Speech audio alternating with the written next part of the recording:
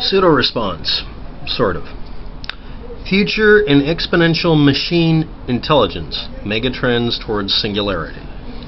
Whilst most readership interest is in my regular issues, I'm asking this question. Someone who's into stock markets, in-depth analysis, that sort of thing. Okay, JJ, and thanks to the video link to give me an idea of where this is coming from. This is going to be kind of a mixed bag of stuff, so I'm going to cover a bunch of stuff and try to keep it under 15 minutes and see if I fail. The short answer is we're not headed towards a singularity. We're not headed towards artificial intelligence that could even compete partially with human beings. We do have intelligences that are in place that can emulate a human being in some way. We are not going to have a world where we're ruled by machines. And even examples in sci-fi are usually fairly tricky examples of things not going the way they look. I'm going to cover a couple of things here, but I'm going to cover evolution. Now, evolution is a mechanism by which things change, not the theory of evolution versus the theory of creationism. That's not where I'm going here. I'm obviously an atheist, so I don't believe in creationism actually being able to happen. That doesn't mean it didn't. It just means I don't believe that it can work that way. And I can even show reasons why you shouldn't believe these things. But that doesn't mean I'm right. Same thing with evolution. A person can completely explain it and even demonstrate it. That doesn't mean that's the absolute real world thing for every case. Some things don't behave by the rules that we understand, and that just means we need to learn more. But the majority of life forms on this planet respond to evolution, which is existence not by design. Computers are designed and built. They do, a watch has a watchmaker. Humans are not watches. We came about in a way that is completely different from the way we build computers. In fact, computers are a really terrible two-dimensional, fouled-up simulation of what human beings do. The machines are literally electronic brains, in the same way that a synthesizer is an electronic violin. It's not a violin. It's faking it. Computers fake it. It's a simple answer. But it requires that you understand how things evolve or grow or change or develop. Lots of words for it, but basically it's this. If a feature in a living thing or a group of living things is not advantageous and actually causes them not to be able to reproduce, reaching an age where they can reproduce, in the case of, let's say, a squirrel, it's 6 months. With humans, it's actually under the age of 18.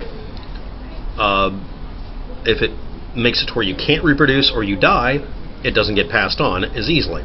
This creates a tendency and a trend.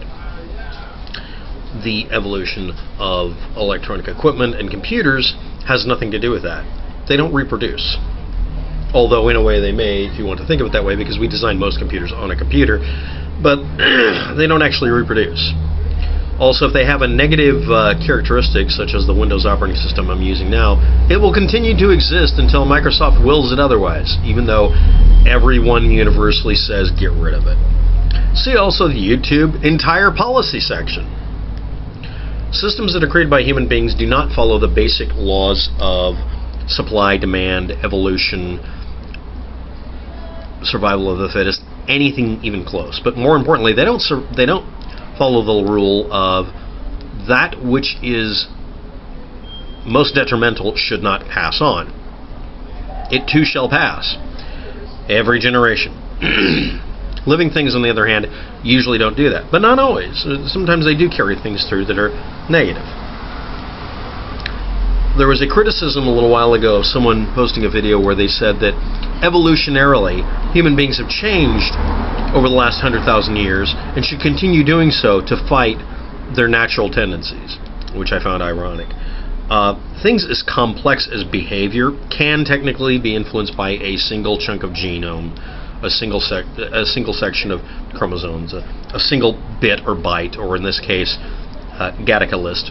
But that doesn't really mean that it will actually cause that. There's usually backup copies. Things are redundantly backed up all over our DNA, and it's a holographic thing. You have to change a lot of things to change something.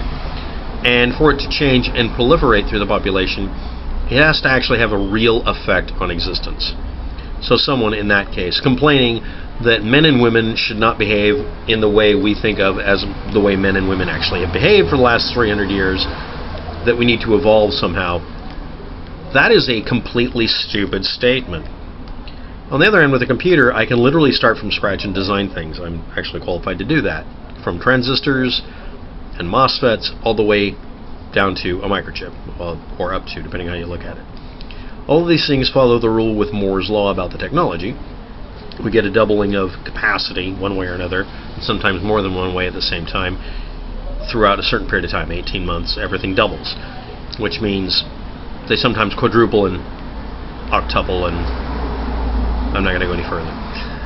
And that is what people see. That's not an exponential trend. Yeah, actually it is kind of close to it. That's why you see exponential jumps like that. Things becoming miniaturized, faster, more efficient, and more accurate, and longer lasting. Oh, that last one, we have to get rid of that one. See how things aren't really genetic or evolutionary. They're revolutionary, and that is why a lot of us have been tasked with explaining this. I don't know if I'm doing a good job here. I'll watch it and see if it's a good copy and see if I have to do a second take. But to be very blunt, the trends towards a singularity is a form of fear-mongering. However, the idea of a singularity of everything becoming homogenized, identical, a monopoly, finding a fact, Bill Gates. Yeah, that's very likely. That's extremely likely.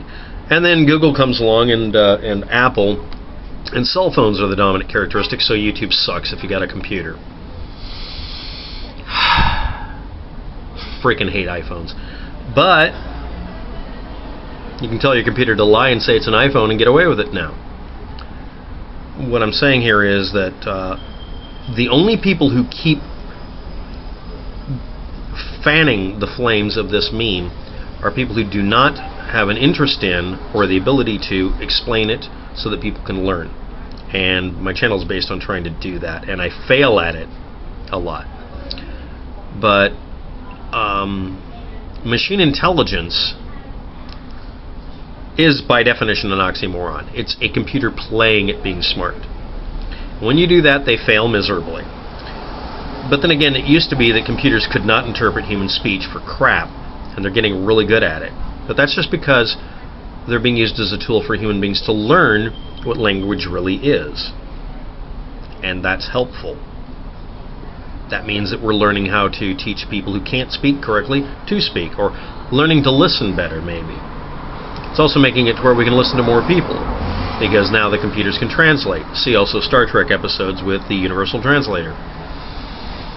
Basically, don't worry about it. The part that anybody is worrying about isn't really there. You should actually worry about things you don't know about happening. You never see the technology changes.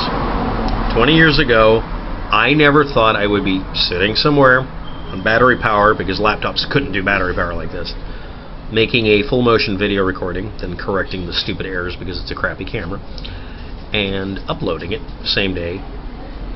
And I sure as hell wouldn't have figured out that I would be able to, if I really wanted to do so, use something literally the size of the communicator from Star Trek and doing all of it through it. And none of you thought that either, unless you're under 30, actually under 20.